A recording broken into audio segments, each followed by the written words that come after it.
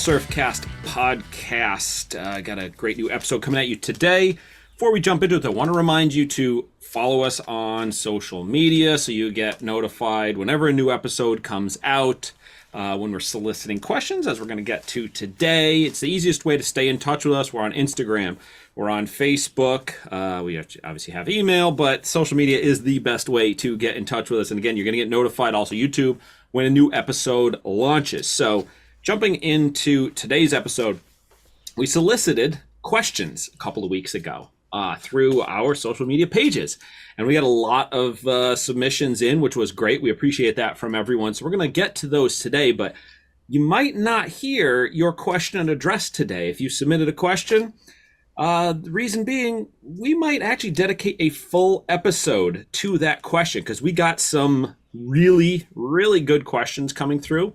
I can't really think. I don't think we had any bad questions. No. I mean, there's no such thing as a bad question. Maybe not. But so far, everything's going really well. So, yeah, I would say, I don't know if that's exactly true, but we definitely didn't get a single bad question. So yeah.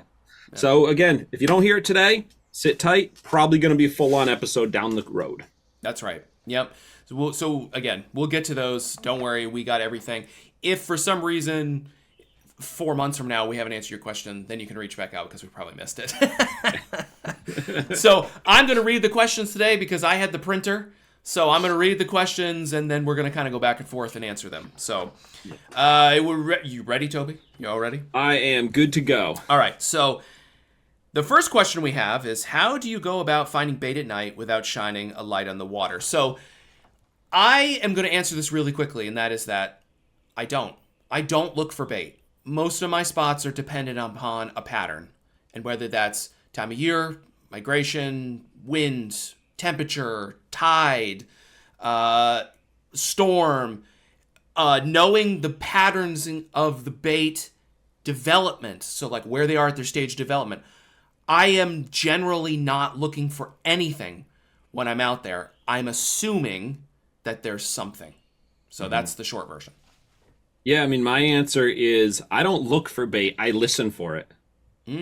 Meaning, I know what bunker sounds like, kind of know what silver sides and the like sound like, but kind of like you, I'm not really worried about it. I know it either should or shouldn't be there, but it's not the end-all, be-all deciding factor. I will say that if I know I'm alone, no one's around, if it's the end of a night and I'm kind of done, I'll look with a bright light, but that's really the only time I'm looking. I like to know kind of when I'm done what was there. Big caveat, your bright light is not a bright light. I want to put that out there. Your bright light is just like a normal light. People's bright lights are ridiculous these days. They're like a spotlight calling down the aliens to come and get us.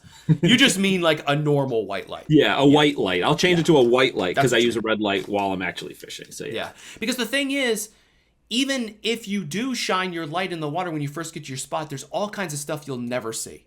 And it could be, the fish could be hammering squid, for example. You're never going to see it.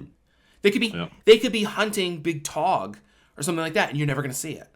So, not to mention like lobsters and stuff. So, it's much more important that you know your spot, I think, is really what I get to.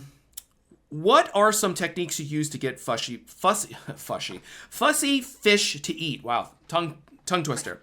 For example, fish presence is known either visually or audibly, or even getting an occasional hit, but you're just not hooking up despite cycling through everything in your bag.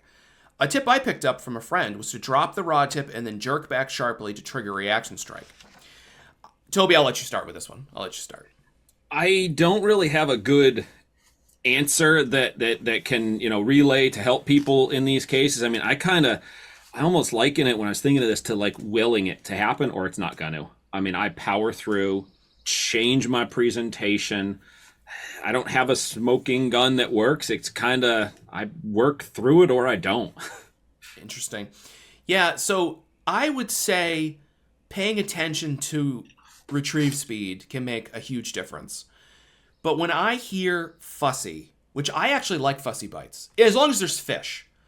If it's fussy bites and there's two fish in front of me and they're popping on, shrimp, then I don't care.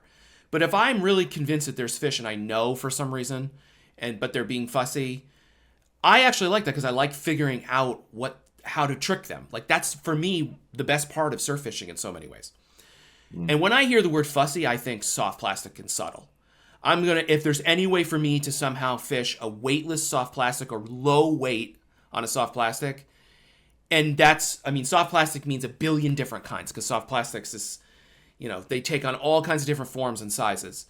But if I think fussy, the first thing that comes to my mind is fishing some kind of weightless soft plastic that I can slide, that I can fish real slow, or I can thrash on the surface and then drop and let it sink and let it slowly slide down, or slide it through a zone, or something like that. There's too many examples to get into, but for me, fussy, weightless soft plastic, they go hand in hand. So that's one of the things I would do. But retrieve speed makes a huge difference, and that's going to come up over and over in the podcast. So we'll leave that there. But on a 3 to 4 hour trip in a night, what is the most important non-fishing item you pack? For me, it's the Olympus Tough Camera. I think that if that counts as a non-fishing item, I think that the TG Olympus camera is the best surf camera that will ever created. I'm glad that they were going to stop making it. Now they're making it again, which is great. It's super expensive. It's now like $500. It's literally doubled in price since I started buying it. Maybe even more than that, actually. I can't remember how much the first ones were. But that waterproof camera is great. I have not tested it, but Kodak actually just came out with a really simple waterproof camera for $150. And that's really interesting. So I might get that at some point to test for Surfcasters or the podcast maybe or something. But I haven't had a chance. So that's my one thing, Toby. When I read this question, I had my gut response. And actually, since I thought of so I have a 1A, a 1B. So I'm going to throw the 1B in there afterwards if you'll allow it. But my 1A first gut response is my watch. From multiple levels. When I go to a spot, obviously I know what time it is, what it relates to the tide. So I'm always checking, keep an eye on what time, what stage of the tide am I at. Now, prior to last season, it was always remembering what the tide exactly was. I mean, I would be driving and saying, high tide is this, low tide is this, and I'd hammer it into my mind. Most of the time I'd remember, sometimes I'd kind of forget. Well, now I got the tide display on my watch. So add that into when I make my glance, which I do all the time anyway. I'm checking my watch constantly to see where I am. Constantly. And now I have a graphical representation on the home face of my watch showing me what stage it's at. Of course, as Jerry knows from my funny story from the other day, I need to remember that the upswing is high and the down is low, but apparently I forgot. You just forgot how the tides worked for a day. It's no problem. Yeah, it's all good. It's spring mistakes, as we've recently covered. Yeah, that's funny. So that's my 1A. My 1B, real quick, is just a jug of water. I like to be able to stay hydrated now, especially in the warmer months, but even in the colder spring and fall, I like to have my water. That's a good one, too. That's something I used to do that a lot more. I don't do that as much anymore, actually, but I used to carry, for a little while, even experimented with carrying like one of those really small camo packs, that was a disaster. That was a bad idea. I really committed because I was like, well, it's kind of like a little backpack, too. You could put stuff in it, and it was that was a terrible experiment. I tried it a couple times. It was too much extra bulky stuff. Yeah, and you're like you use a shoulder bag. I don't even use a shoulder bag. I can't imagine trying to use both. It's a pain. Just an FYI, if you can hear, the birds are really loud today. So I don't know if people are going to hear. I was noticing it. Yeah, so the birds are really singing out there. So there's a broadtail hawk flying around, and they like. Rah, rah. So if you hear that, that's what that is. There's not like a animal being sacrificed in my other room. Okay. What are your thoughts on dealing with property owners when you're waiting in their backyard? So I'll start this one. We don't want to be liable, culpable, whatever, for anything that anyone does. But I will say this, it's very important. You need to know the laws in your state, and you need to know the protection of your rights. All, I believe, but I know most anyways, of the New England states and New York and New Jersey, I don't know what the rules are there actually, they protect your right to the shore in some capacity. Some are better than others. And you need to know what those are and how it works on the technical level. So like Massachusetts, I know it's part of the Constitution. It protects the right for fishing, fouling, and navigation. But you need to know for your state what it is and how that exactly works. And that's as much as I really want to say. So I don't know if you have anything to add, Toby. No, I'm similar. The only thing I will add to it is if you are ever confronted, whether it be by the homeowner or by police or security or any of that effect, is to stay civil. Do not come at them argumentatively. Yeah. Diffuse, pleasantness, and it seems so basic. I mean, when I have had encounters, my initial gut response is to just lash back because I know I'm in the right. Yes. But that is never going to get you anywhere. I have had and have heard far more better experiences and far better results if you're just nice. Yeah. Kill them with kindness. Amen. That's my biggest tip there, and that's what I always remind myself on the rare occasion where that occurs for me. Even if they're being belligerent, the best thing, because it's only going to hurt you in the long run, for sure. Yeah. Tie direct or use a snap? 99.9% of the time, I am going with the snap. I'm going to go with a snap 100% of the time. For stripers. Anyways. Tarpon, that's a different story. So that's another conversation for another time. The quick, without getting deep, why I say I'm not 100%, there's a couple hooks that I've used when I'm running like a soft plastic. It's generally on the smaller side, that I just don't like the way a snap sits on it. Sometimes it'll swing around. So if I'm throwing those, that's like the only time I will actually tie direct, and I hate it. And I will avoid using those hooks that set up unless I kind of have to. Yep. And again, this is just with lures. If we're talking live eels, dead eels, chunking, any of that stuff, then it's all tying direct. Yeah, just on the plugging, purely on the plugging, jigging, artificials side, it's 99.9% on the snap. Yeah, and I will say, I have mangled jigs. Like, broke the eyes, turned the hooks, all that stuff. If I get into a situation where that starts happening again, which it hasn't now for a few years, I would tie direct. I would stop and tie direct. I regretted, there was a season where I got into a bite on sluggos on jig heads where I was destroying tinned hooks and the jigs and everything, and that's because they were getting jammed in the tactile angler clip, which I didn't realize until actually the full season later when someone suggested it to me, because I'm an idiot. And sometimes I'm just a dumbass. And I'm like, oh, of course. I'm like, man, these fish are really mangling. These things are jacked. It's like, you're an idiot is what it. I'm like, how is this happening? These fish are, 15 to 25 pounds. Like, anyways. This is another topic for another time. Go ahead. You reminded me saying the tactical angler clips. I mean, that's what I'm using is the TA clips, yes. the paper clip style. And if you had asked me before the paper clip style came out, when the breakaways first got in, back when I was still using dual locks and the different kinds, it was like a 50-50 range, because those clips, those old school clips, nightmare. I found they were more willing to open up in bad situations. It was like, I'd say 50-50, because it was roll the dice if that thing was going to make it through a good fish. It didn't take much to torque them around. So yeah, I always found it a nightmare for sure. So, yeah. What do you do with your phone and car keys while wetsuiting? I used to use a dry bag to carry them, or just brought the keys and left the phone. But I'd like to be able to take the occasional photo. I'll let you start. Simple answer. If I am wetsuiting, whether I intend to swim or not, if it's the wetsuit, the phone stays in my truck.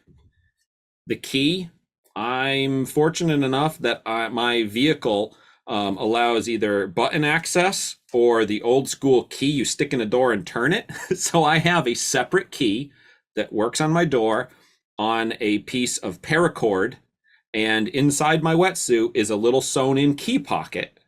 And it goes in there when I'm wetsuiting. So the key is no electronics to it. It goes inside, phone stays back. I want to take pictures. I'm using the Olympus TG6. So that's why I don't need to bring the phone. And I mean, do I eliminate the safety aspect of not having a phone? Sure. But I'm not risking destroying my phone with a wetsuit.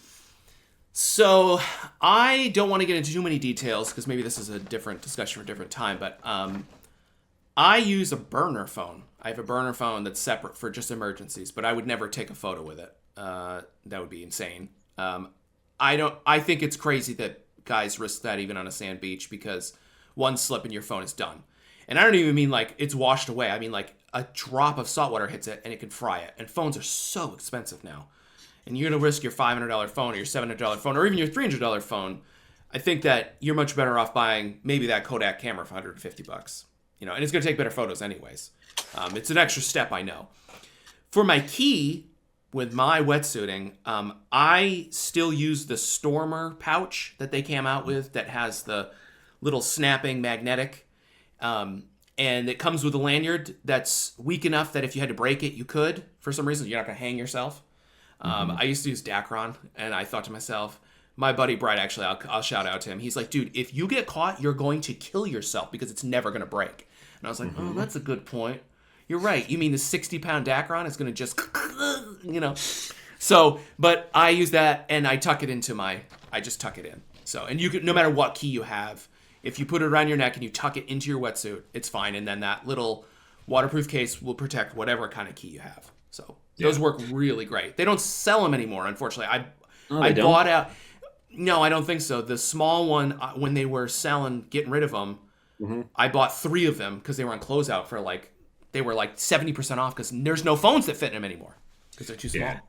You can, I mean, they have other ones. I've got a handful of them I've gotten over the years. A lot of times at media events I go to for, different jobs I've held with on the writing side, they'll give them to you, with their logos and stuff, with this rod company, this lure, and they're similar. They're not the same exact as that. They're different. Some are for rollovers and clips. Some have the little clip things, but you can get them. The Stormer one was good. I did use that a few times, but they have other ones on Amazon too. I mean, it's definitely an option. Yeah, the ones with there's ones that have a clip on the top, and then there's these 2 tabs you turn. I really don't like those. They seem to leak. And then the roll top ones where you have to clip it, obviously, those are really annoying if you just want to shove it into your wetsuit. That's the beauty of the Stormer top, is it's so sleek. You wear it, it's between the wetsuit and your rash guard, so you don't even know it's there. So that's what I was used to do. Now, obviously, you can't have a keychain like you're a janitor at a college, because that's not going to work. So you got to have a simplicity. You have to have a setup. You have to have maybe you have an intentional key that you use just for this sort of thing. So for beach fishing, without a chance of encountering rocks, have you ever used something like all-terrain Crocs or stocking foot waders? I'll start this one. I use Hodgman neoprene booties. Unfortunately, I heard that they were going to stop using them, or making them, excuse me. Not using them, making them. They are a neoprene booty that's specifically designed to go over stocking foot waders. They are extra big, essentially, and extra wide. They are the single best thing that I have ever spent money on for the sand beach because they are impervious to sand. Now, a lot of guys get upset because the zipper stops working and you can't zip them up. I don't even care. I don't even zip up the front zipper. I just leave it down and I just pull my waders, the protection portion of it, the bottom, the rock guard, they call it. Just pulled it over and it works fine. They are amazing. There's downsides. They don't have any support. If your feet aren't strong, your feet can get tired and cramp. If you have really big feet, if you're over a 12 or even some 12s, they don't make them big enough for a lot of guys. So there are some downsides, but they are the best thing that I have ever invested with on the sand beach. They just total game changer.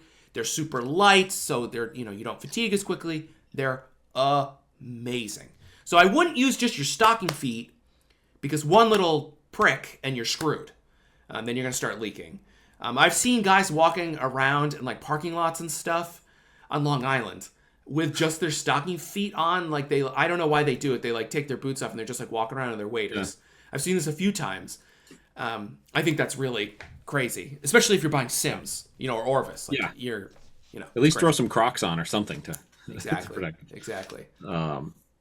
Yeah, I mean, I used to, before I got to know you, Jerry, I would just wear one of my regular wader boots and just deal with the issues and the pain of sand going in. And, fortunately, in the more recent years, I hadn't done the sand side of fishing a lot. Before, when I did a lot of sand fishing years ago, I actually just had a separate pair of boot foot waders. Yeah. And then you don't have to worry about the sand getting in anything. But since I've gone back into sand fishing, and with you and on your recommendation with those Hodgmans, I had a pair of similar, like the same type of boots that I used on my kayak. So when I wore those a few times, it was great. When I burnt those out, I just bought another. They're NRS boots. I don't know what model. They've got all different ones depending on what style is going to fit you more comfortably. Because I think the ones that I showed you that I had, you didn't like the style, but they worked good for me, which again is one of those big footwear things that really comes down to your foot style, how you walk, all those things. But for me, just the same concept. It's a kayak bootie, that's like high top sneakers with a zipper on the side, and they work great. I mean, I too have seen guys. I've seen guys fishing in waders with just their stocking foot. Yeah, like, I know. I was watching a TV show a couple of years ago, and guys were fishing on the Cape, and they're all wearing it. Like, I actually rewound the recording to make sure I wasn't crazy seeing this. Because again, like you're saying, all you gotta do is step on one shell, one crab, whatever the case, a piece of glass, slice it, and now you're wet. Like, it just, in that case, I'd probably rather at least throw some Crocs on, which makes more sense than going that. But yeah, that's what I do when I'm sand fishing, is like those neoprene boots like you're using. I have seen someone fish in Crocs over waders, and I won't tell you the story, but they forgot their boots and they couldn't get them. And they had their Crocs, and they wore them over, and we were on rocks. We weren't even on sand. Oh. And they managed to fish. They fished. We didn't fish for that long. We fished for about an hour and a half. And they managed, and it was hilarious. I wouldn't recommend it. That's all I'll say. I guess better than not fishing, maybe, but not by much. So, Toby, when it comes to time, tide, moon, water movement, and light, which do you feel has brought you the most success in fishing? I'll let you go. As I read this question, each selection, I was like, yeah, this is it. And then I had interpretations, and my mind's running and building answers until I got to the word light. And it immediately trumped all of the others combined, in my opinion, because when I think light, I'm thinking bright light daytime or dark at night, and then the darker the dark night, far better. So for me, simple answer, light level, and actually the absence of being darkness has produced the best for me in my fishing. I agree. I don't think I really need to say anything else. Each one of these could be a year's worth of podcasts. I think that fishing after dark is the number one factor of any of these things. I once asked John Skinner, this is a decade ago probably. I came up to him and I said, John, I don't know if anyone's ever asked you this, but what is the number one thing you would tell someone to catch big fish? Like, if they want to increase their productivity in catching big fish, what's the number one thing you would tell them? And he didn't even hesitate for a millisecond. He just said fish at night. I couldn't even finish and he was already saying it. And then I said, well, that's all I do. And then he's like, well, fish the pencil popper. And I went, what? I was like, no. And he's like, yeah, just fish. I'm like, no. I fish at night. And he goes, oh, I thought you said you never fish at night. And I was like, no. I only fish at night. He goes, oh, well, in that case, fish the eel. And then we started arguing. So that was our next. That's how that interaction went. So, nice. Which actually, that was not intentional at all. But this next question is just for you, Toby. Mm-hmm. Obviously, this is a strictly condition-based. For the heat of the summer, rigged eel or live eel, or would you now reach for a long, soft plastic? I'm not going to wade in on this because I have an opinion, but I don't feel qualified, so I'll let you answer it. So today, season 2024, it's going to be the rubber eel because that's what I'm fishing right now. Go back 5, 6, 7 years ago, whatever it is, when I started making the transition to the time before I fished the rubber eel, it really, and I know it's asking not to go this way in the question, but it really would be condition based because there are certain conditions and scenarios that do not lend themselves to most effectively present a live eel, and a dead eel fishes better, or conversely a rigged eel. So really those three were interchangeable at that time based on the spots and the conditions at hand. Whereas now, one of the aspects that I really like about the rubber eel is that one rubber eel can now cover all three of those basically by adjusting how I fish it and how I rig it just a hair, meaning the weight or the hook style. Whereas before it had to go through a fully rigged eel, a dead eel, a live eel. It just simplified my process now where that rubber eel has replaced the natural representation of the eel. Well, that's great to hear, because I'm not going to fish a live eel or a rigged eel, and I will definitely fish a rubber eel. So I really appreciate hearing that personally, Toby, which I already knew. I'm pretending I didn't know, but of course I already knew this anyways. So that's it. That's the questions we have for this round. If you have a question following up from any of this, if you've thought of a question, if you didn't realize you could ask a question, now you know. If you didn't realize you could ask a question, you're probably not following us on social, so make sure you do, because there's going to be some interactive stuff in the future besides this. So we really appreciate those who took the time to ask these great questions. Please ask us more, and we will see you on the next edition of the Surfcast Podcast.